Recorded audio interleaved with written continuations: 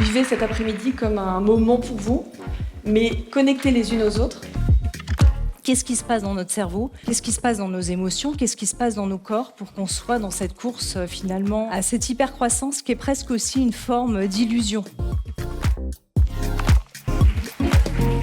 Ça m'a chaviré. Parce qu'on parle de toutes les facettes de la vie d'une femme. Tous les ateliers et tout ce qu'on a vu aujourd'hui, c'est la connaissance de soi et prendre le temps de se recentrer sur soi-même pour pouvoir performer, aller dans la direction que l'on a choisie.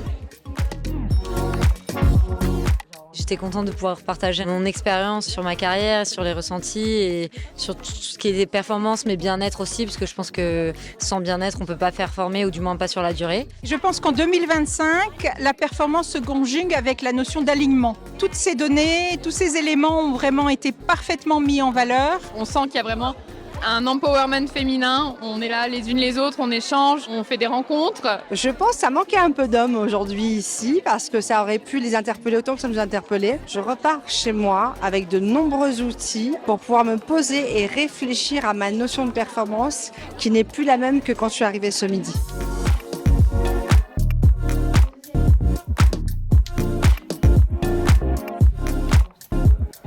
On a toutes et tous la possibilité de faire énormément de choses en fonction de nos envies et pas uniquement en fonction d'une construction sociale. On essaye d'appréhender au mieux la responsabilité collective via la démocratie où nous on est les représentants, mais on doit quand même se dire qu'on peut changer quelque chose nous-mêmes.